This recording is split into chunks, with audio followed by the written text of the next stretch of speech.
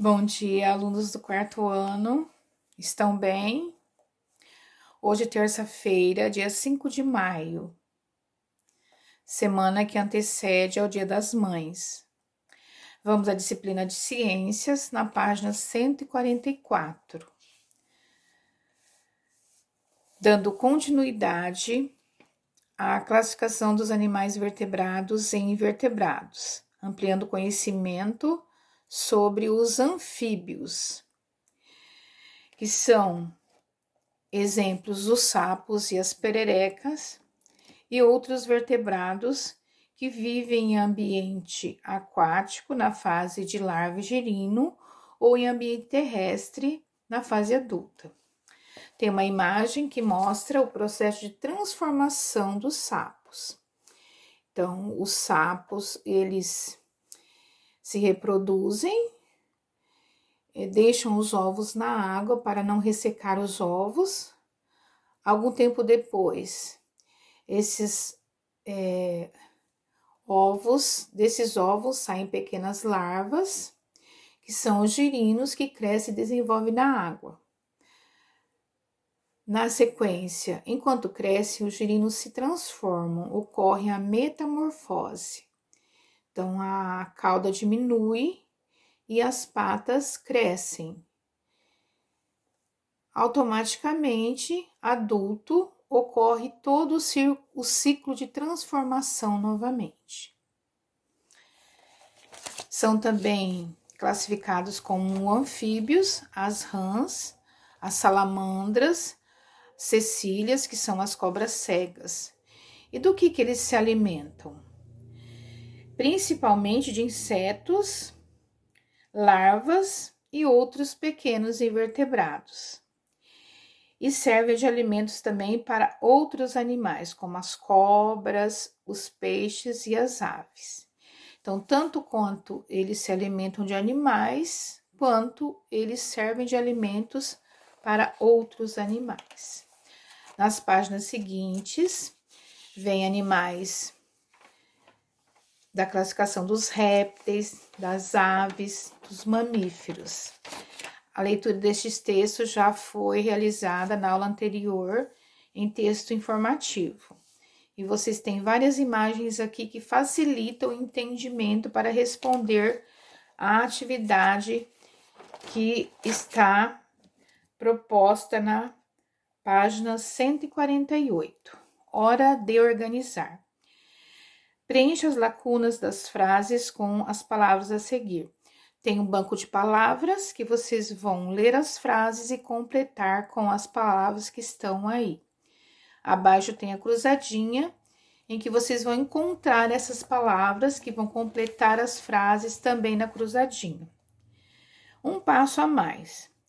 De que se alimentam os seguintes grupos de animais? Do que se alimentam os peixes, os anfíbios e os répteis? Só voltar aos textos que lá tem todas essas informações. Abaixo na tabela, que vocês vão preencher, pede a classificação, as características e exemplos de animais. Então, primeiramente vem os anfíbios. Quais são as características dos anfíbios?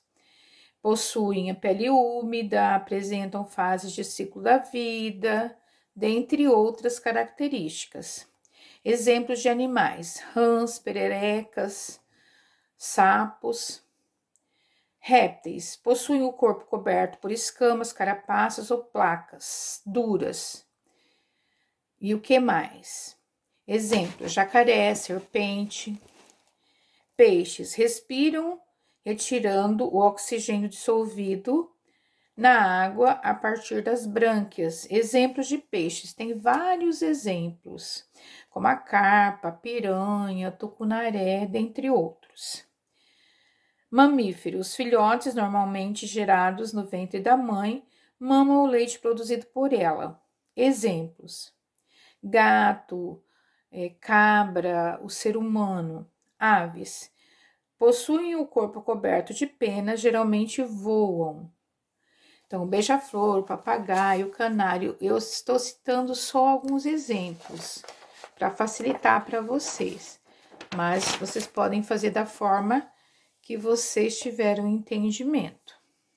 Na sequência, associe as colunas quanto ao tipo de cobertura do corpo dos animais aqui. Exemplo, aves.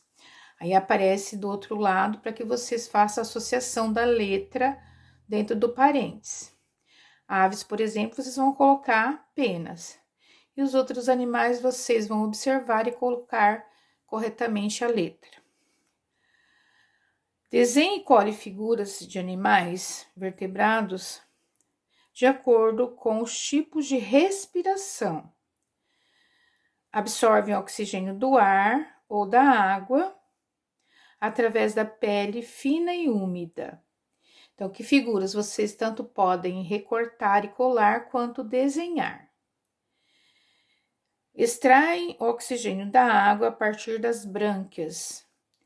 Então, quais são os animais que vocês podem representar aí? Respiram por pulmões. Então, bem tranquilo. E, para finalizar o capítulo, aparece a última atividade sobre um animal pouco conhecido, que é o peixe bruxa ou feiticeiro. Então, este animal, ele é classificado como um animal que ele não possui nem coluna vertebral e também ele não é um invertebrado.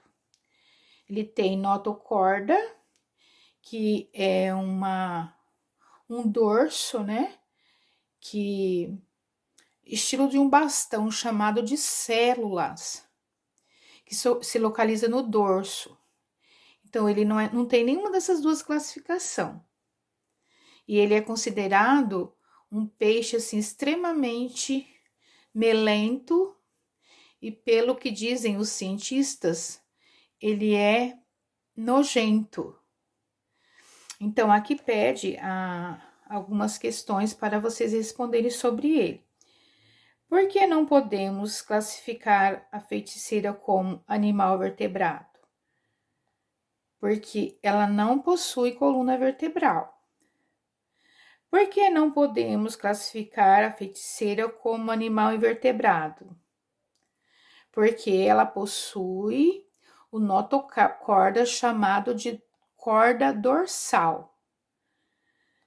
A classificação estudada nesse capítulo permite classificar a feiticeira? Justifique. Não, pois a feiticeira apresenta critérios que não foram apresentados durante o decorrer do capítulo. Então, são algumas sugestões para vocês estarem respondendo como é um animal desconhecido no capítulo. Ele apareceu no final, este animal, e foi assim, de pouco conhecimento, tá bom? Mas vocês podem pesquisar e conhecer mais sobre ele. Fiquem com Deus e até a próxima.